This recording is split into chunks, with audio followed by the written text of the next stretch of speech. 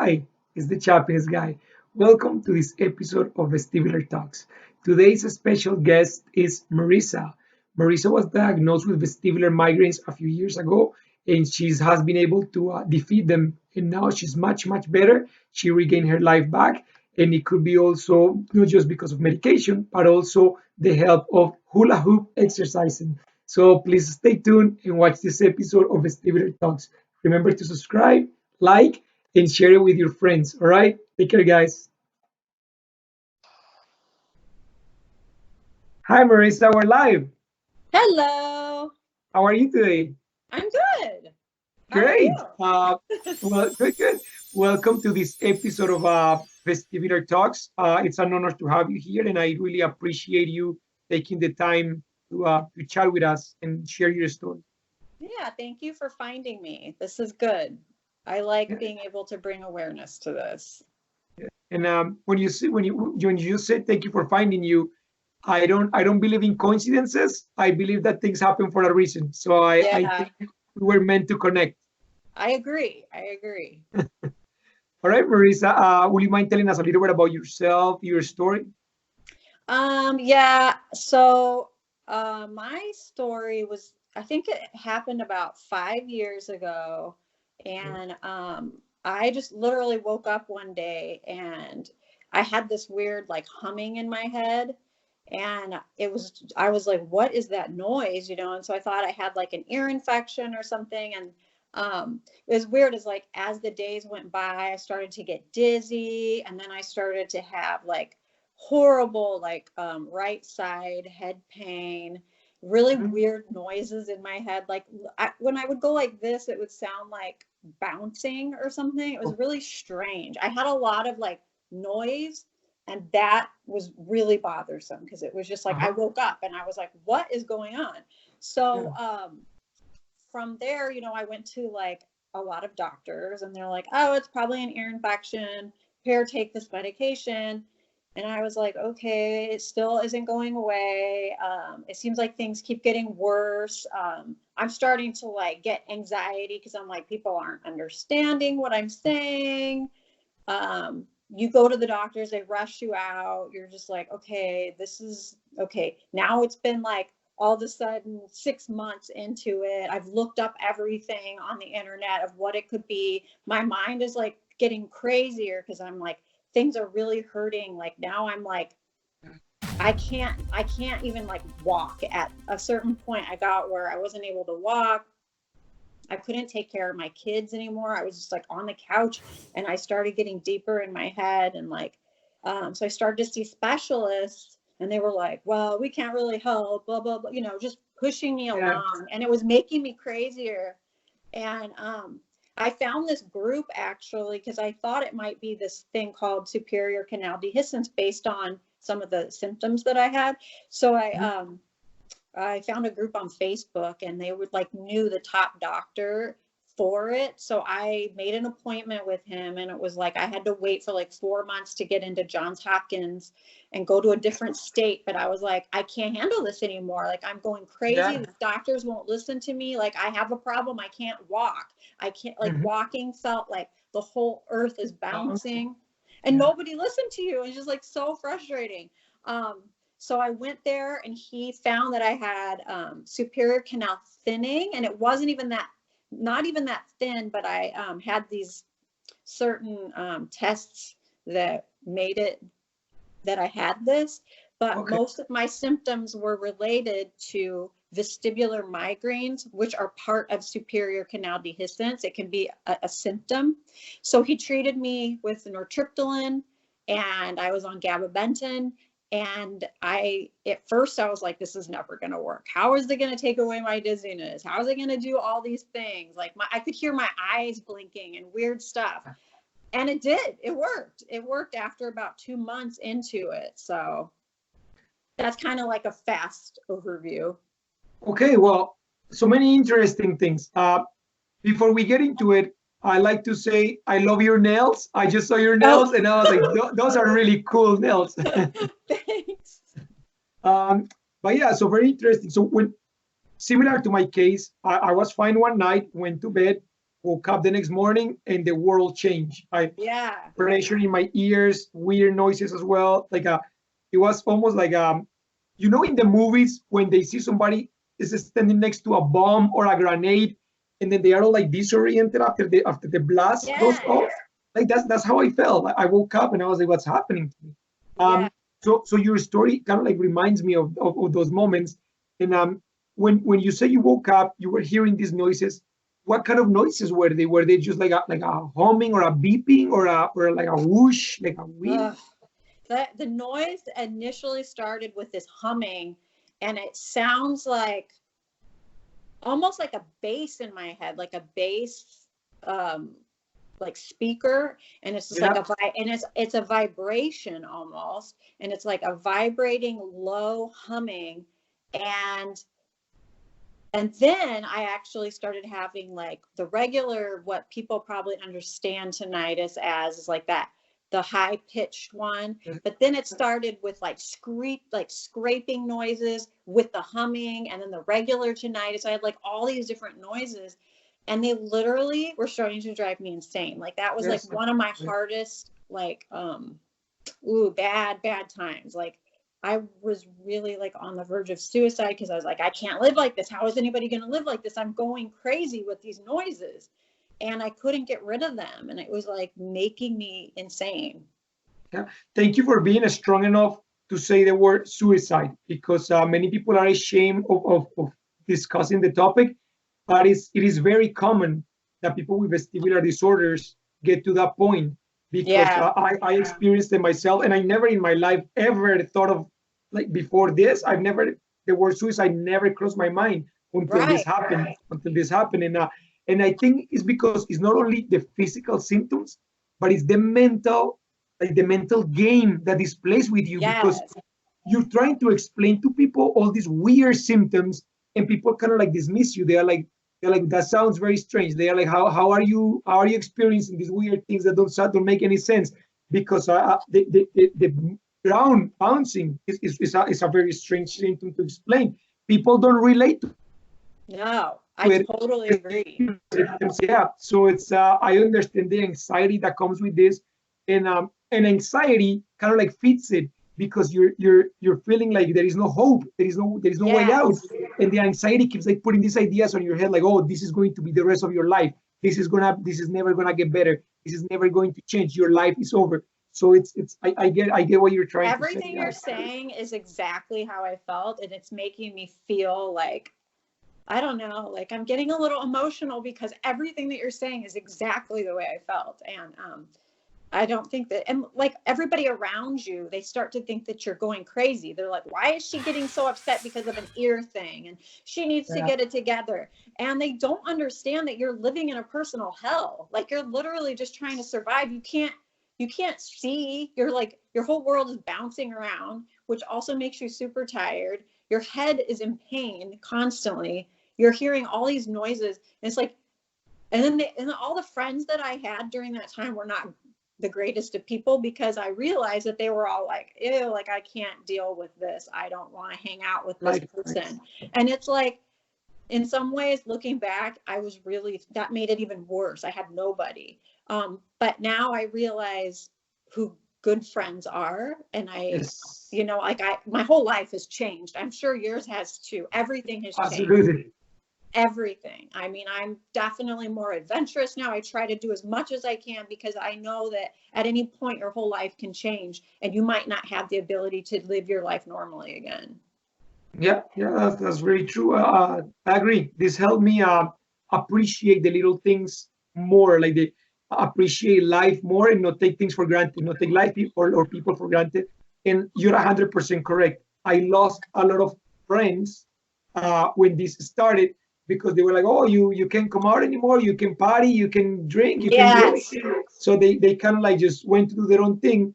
But the people that stay by my side are the ones that I value now the most, because I said, you know what? Even though they couldn't fully grasp and understand what this feels like, they were still very compassionate to be like, hey, Yeah. you know what? We don't get it, but we're here for you. So that you're right. It's Yeah. you It lose a makes lot of you people. like, I feel like in the weirdest way, I haven't like really lived my life until after this. Like, you know, I mean, obviously I feel better now. Like I have the medication works. And so I almost feel like I started to live my life in a fuller degree because of having this weird thing. And I don't think I would have understood people's struggles as much now. Like, so it kind of enlightened me in some weird, messed up way, you know? I agree. It's a life changing experience for the better if you make it like that. If you can choose to make the rest of your life the best of your life. Like Yeah. some people just completely get defeated by this, and they just cry every day. They lock themselves indoors. They don't wanna. They start trying a ton of different pills, and nothing seems to work. Yeah. And I said it's not only just that. It needs to be your attitude, your mental attitude, in a holistic approach. Is what you eat, what you do, what you think, who do you Yeah. surround yourself with. All these things help you get better little by little, and it takes time. It takes patience. Um, Yeah, and I feel like I went through that. Like, I was at that like really low point where I didn't go out anymore. I was literally laying on the couch, and I remember just like being in a really bad spot. And I just remember thinking like, I just want to die. Like, I don't want to do this anymore because what, you know, and the sad thing too is like, I started to have no hope in like God as like a situation. I was like, you know, there's nobody there for you. Nothing is there for you. And I got in a bad space. And so I understand what those people are going through because I was there for many months and I couldn't see outside of it for a while. And, that I just want them to know that there is still hope. Like you can, you just have to keep going. Even though yeah, I know it feels like there's no option or way out, there is. And your mind actually starts getting used to the noise in your head. And I was like, no, I'll never get used to it. And I still have some of the noises, but I don't hear them like I used to. I don't know why, but I don't. Like I'm used to it. So no, it's true. Thank you for that message of hope because it does get better. Yes, it does. Marissa, so some of the symptoms you described were the sounds in your ears, the bouncing of the ground, the yeah. dizziness, the headaches, and do you experience, because mostly for me it's the dizziness, visual disturbances, like my eyes almost like they play tricks on me, like mini hallucinations type of things. Like I see things vibrating sometimes. I see spots of light or different like lines in my vision that I know they are in there in reality, but I see them. And the neck pain, it always feels like I'm Yeah. carrying boulders in my neck.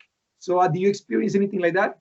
Yeah. I had, for me, it was like mainly like when I would walk and like if I would go to the mall, it would really mess with my brain because there's all these lines and like, I don't know, like it just for me, it was like the ground was bouncing. It almost felt like I had somebody else's glasses on, like I had a different prescription and it wasn't working. It felt like that all the time. And it was funny. If I drove, it was a little bit easier than actually walking. Yeah. And then if you like, I still kind of have like, if you turn your head some days, from side to side, I get dizzy, you know, so I know how to like deal with that.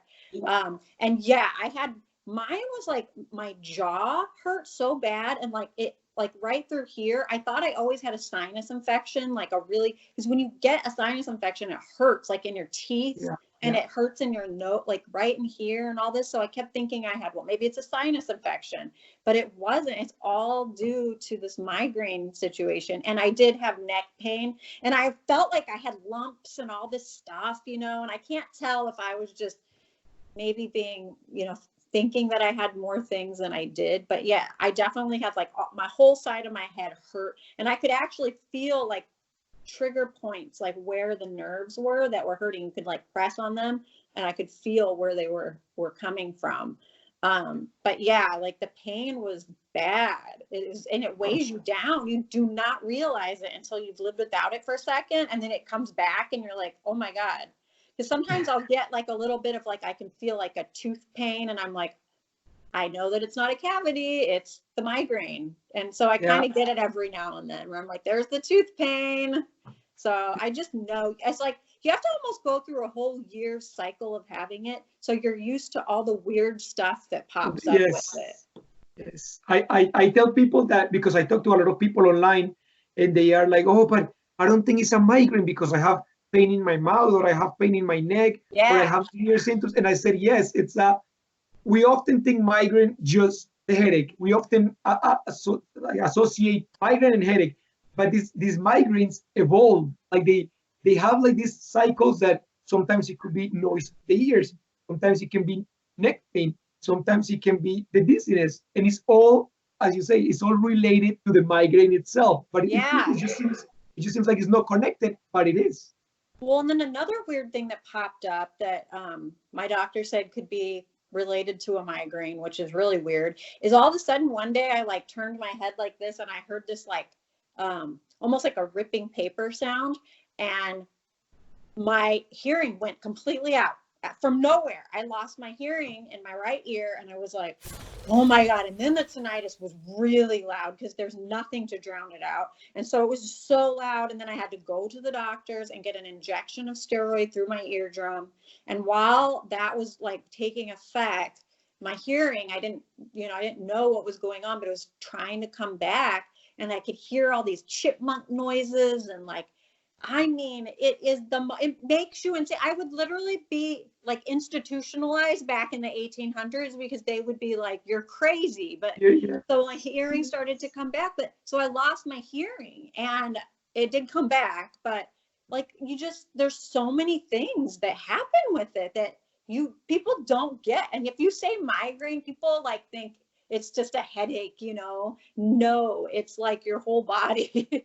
Yes, yes, and it's interesting how you describe the noises because I experienced. So when you say that it feels when you move your head, it feels like a ripping noise.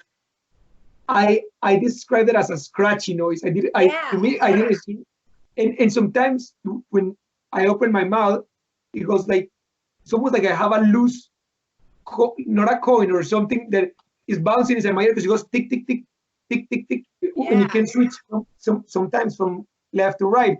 But I try to describe it to people, and they're like, "We don't get it. Like it's we don't get out." And do you So, feel like I always have this, I think you mentioned that you have that too, like this kind of unequal pressure in my ears. Like I still kind of have that, like, it'll almost feel like my ear's going to open up again, but it doesn't really. And then sometimes it will open up a little bit, but then it goes back to like kind of a plugged feeling. So I always kind of have that, but I'm used to it now. But I'm always like, oh, is it going to crack? And it never does. I have it too, and it used to be very strong in the left at the beginning of this journey. Now it's mostly in the right. I don't really feel it in the left all that often, but I often do this to try and get it to pop, and it doesn't. Never does.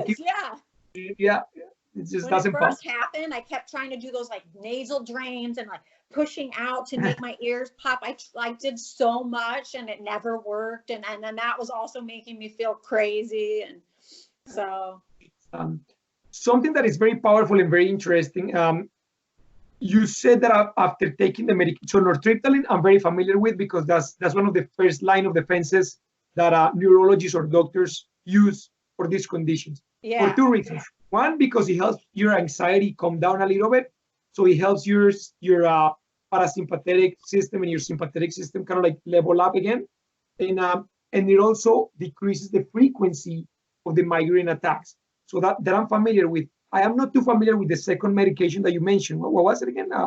So the other one that I started on, this one is called gabapentin, which is Neurontin. It's like the generic form of Neurontin, and they put me on that, and it kind of worked. But then when I went to go see Dr. Carey at Johns Hopkins, he put me on nortriptyline, and he said you can take the two together. So I did take the two together for a while, and one of the interesting things that Dr. Carey said was that if you're on the medication long enough, you might be able to get off of it because your brain starts to form new neural pathways. So you might be able to live without the medication. So I started to decrease once I was stable on the medications. I started to get off of gabapentin, which was fine. I didn't have any issues with that. like the nortriptyline helped it. I didn't need the gabapentin. And then I started to wean off the nortriptyline after like about 3 years of being on it, to just see like if I can live without it. And at first it was okay, but I think that medication takes about a month to get out of your system, because once a month of being off of it happened, all the symptoms started to come back again. So it kind of stopped, because I was like, oh, maybe I won't need it. But yeah, it all started to come back, all the pain and the dizzy thing. So I just went back on it. And as soon as I went back on it, it like worked again. Like there was no time period to build up. It just was like, oh my God, it feels so much better. So, so I think I'm going to have to be on it for the rest of my life, which I'm not that excited about, but I am very excited that there is something to help me, because I wouldn't be able to like function without it. Yeah. And getting off of it for that period was good, because I was all, whoa, oh my God, I'm so much better on it. Like all the symptoms, the pain, and you forget, just how bad it can get. Yeah. It's I'm very happy that number one, the medication is working for you and you're doing better. You seem great. But also that you did. A lot of people that try it, they don't give it the opportunity to work, because Yes. as soon as they start seeing some side effects, which is common, they are like, no, this is not for me, and they completely shut it down. I know. It takes time. It takes time for your body to kind of like adapt to it, and yeah, you get some. I mean, obviously, if you get horrible side effects, yes, obviously get off of it. But some people, as soon as they get one side effect that is common, they're like, no, I don't want it. I know. So that was like another thing I tried. I made like a little YouTube video about it, because when you are getting on that medication to begin with, it is hard. Like that medication it almost made things worse at first. Like I was like, whoa, like everything is worse. Like I don't think I can live with this medication. But I was like, I'm just going to listen to my doctor. I'm just going to listen to him, because he was right about everything. So I was like, I'm just going to do it. And I was pushing through it. And I remember at one point I was like, I think I might have to go to the ER. My headaches are worse now. But it's almost like your body has to go through this like morphing period. And then it takes about 2 months for that stuff to really work, and you have to be on the right dose for it to start working too. So you have to wait till you get to the right dose, and then 2 months from that point, so yeah, people need to, yeah, that's like a thing. A lot of people give up on it because of that. Yeah, it's and I get it. It's scary, and we're already overwhelmed as it is with all the symptoms, with how life changes. So I get it. Because I got prescribed amitriptyline at the beginning, which is sister pill of nortriptyline, and I started to consider taking it, but I was too terrified of it, and I went back to the neurologist, and I said, I can't take this. I'm too scared of it. And he said, what if I give you something called flunarizine? But he's like, but you need to stop being scared of it and actually believe and trust the process. It is going to work. So I said, okay, I didn't take the amitriptyline, but I'm going to give this flunarizine a try. And I've been on it for about close to a month now. And I do feel better. Like, yes, there are very challenging days. Sometimes, a couple of days ago was a very bad day. But most days, Marisa, I'm able to work, I'm able to drive, I'm able to spend time with my son, I'm able to walk my dogs, I'm able to spend time with my wife. I went on a couple of days holiday. I went away for a few days, and I got some of my life back.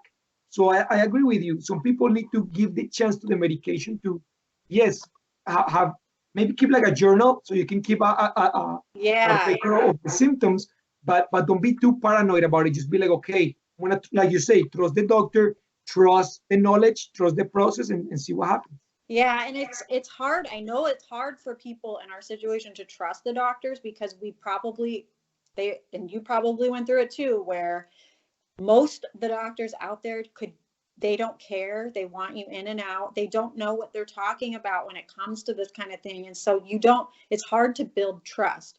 But when you you almost have to go to the top doctor in that field, because they understand. And if you have to travel to another state, like just do it. Because honestly, if I didn't go to Baltimore, to Johns Hopkins, I would be still going through the same old process with these doctors because they just don't know about it like they do, in other states. Like the superior canal dehiscence is a really strange ear condition. So it was just hard for people to understand. And so it's hard to trust the doctor. But when you do find a good one, you do have to just kind of go with it and trust it, because it's hard though. It kind No, of I know, lose faith in all doctors after that. Like the only doctor I like is Dr. Carey now. I'm like, he's the only doctor. But you're right. Many doctors try to dismiss you because to them it's just anxiety. They're like, "Oh, you're dizzy because you're anxious, so go away." Yes. Like, they don't really get it. So a lot of people feel feel betrayed, feel dismissed by their doctors that are supposed to help them. I agree with you. Yeah. Marisa, for this superior canal condition, is there any treatment or anything that they do, or you just basically kind of maintain it with the medication, or is there any other surgery or procedure? So some people have there's some people who have superior canal dehiscence, which is a hole in the semicircular canal or something. So there's like a hole in there, and some people have things worse than others. Mine's just thin. I still have some of the symptoms, but not like some of the other people. So some of the other people can hear their hearts beating. They can hear their eyes swishing around. They can hear their footsteps. And they're very dizzy, much more dizzy probably than I was.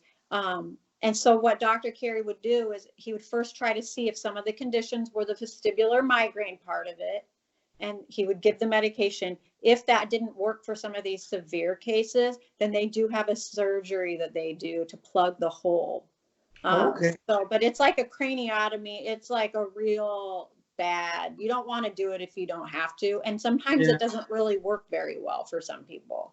So fortunately, my symptoms were all coming from vestibular migraines. So thank God, I could get my ducks treated with the medication. So. Marisa, so a lot of the changes that I had to do in my life, which I'm grateful for, was different diet. Like I live I used to live like most people before, eating sugars, eating sweets, eating gluten, before eating milk, dairy, all these things. Now I keep it very clean.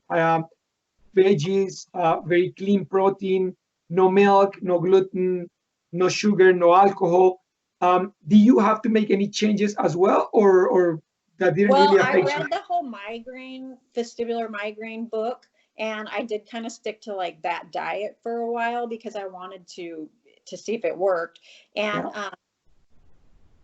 I don't know if it worked. I feel like the medication for me was what worked. And now I eat anything now. I don't have any, I drink coffee again. I actually quit drinking alcohol recently just for my own reasons. So I don't drink or anything. And I actually eat pretty healthy because I like to weight lift and go to the gym 5 days a week. So I'm just that kind of person naturally, but I'm not trying to avoid certain foods. And I drink a lot of caffeine, which I completely avoided for a year because I wanted to make sure, and if you're not on the medication, that stuff does make it worse. Caffeine makes it really bad. You're going to get a migraine. If you drink coffee, you're going to get a migraine hours later. And, certain things MSG really affects I know if I eat MSG, it is bad. I'll have stuff, but for the most part, I can get away with eating whatever I want now. That's great. That's great. And if you don't feel any side effects from eating the foods that you like, that's fantastic. That's but there are sometimes in the winter when there's a season change from fall to winter, I notice some of my symptoms come back. For a couple weeks, I'll start to get a headache or, and then I know from going through several years of it that it's just that's going to happen, and it does go away. The barometric pressure, it's that's what it is, I think. Marisa, so okay, now 5 years later, you're still on the nortriptyline, and are most days great days, or there are still sometimes when you can go a whole day feeling maybe the dizziness, feeling symptoms creeping up, or most days you barely even remember that this thing is or was part of your life. Like, how do you Yeah, feel I now? feel like most days I'm completely normal. And I think some of it is because of adapting to it. And then some of it's just knowing, like, like some days I'll wake up and I'll notice, like, if I move my head, it'll be a little dizzy, but like I don't focus on it anymore. I just kind of know that it's going to go away. And I do still have the humming because I, like when I'm listening to it, I can hear it, but it doesn't seem to bother me anymore. I don't know why, but thank God. So that was just so irritating for me. So yeah, I would say like my life is totally back to normal. I almost feel like my life is better now, which is strange, but like I live my life to the fullest. I do what I want to do. I choose people in my life that I know are good people. And I have more confidence, and I just feel like at any point your life can change for the worse, so you may as well live it the best that you can. Yeah, You never know what's going to happen. So you never I know feel what. like it's better in that way. Agree. As you mentioned, you go to the gym quite often, and I see in your page that you're very active, very athletic. Um, do you feel that would also help your recovery? Because a lot of people just want to stay sedentary. They're like, no, no, no. If I'm feeling dizzy, I don't want to move. Do you feel that Yes. moving and exercising helps? So the strangest thing is I ended up getting into hula hooping really Yeah, oddly. I Somebody saw was it. like, you should try this. And I was like, okay. So I started trying it. And then I remember hearing about doing vestibular exercises where like you kind of almost make yourself dizzy because it calibrates your brain. So after being on the medication, I still had a little bit of dizziness, but I noticed from doing hula hooping and spinning around, I was the little bit of dizziness that was left was going away. And I was like, I think that this is helping. Like doing this spinning around is calibrating my brain. And it took that little bit away from me. So that's how I oddly got into it. And now I'm a fire performer and I manage a company for entertainers, and we go out and do fire performing, and I am completely immersed into it now. That's pretty And cool. that's what I do for my living. So it's Wow. strange how that happened. It's yeah. No, there are no coincidences. It was meant to go that way. Yeah, yeah. Right.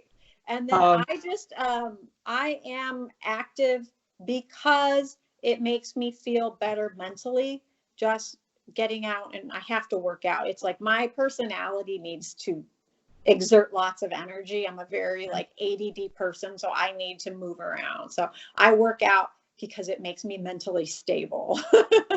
yeah, that's great, and I'm very happy that that little bit of dizziness that was there is completely gone, because Yes. that's something that I struggle with. Like I'm not as dizzy as I used to be, but there are days when I really feel it. It's almost like I just got out of a big, quick roller coaster.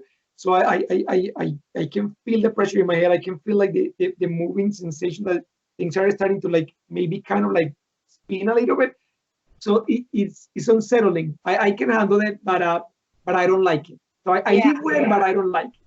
So it gives me hope that if you were able to regain your balance and your alignment, that hopefully someday I can maybe possibly get to that same point. Yeah, you should try kind of spinning around. It'll be horrible at first you'll be like, whoa. But after like it settles down, it almost like, I don't know, it helped me. I don't know why it did, but it did. So I just kept hula hooping, No, spinning no, maybe around I and give it a making try. myself dizzier. So yeah.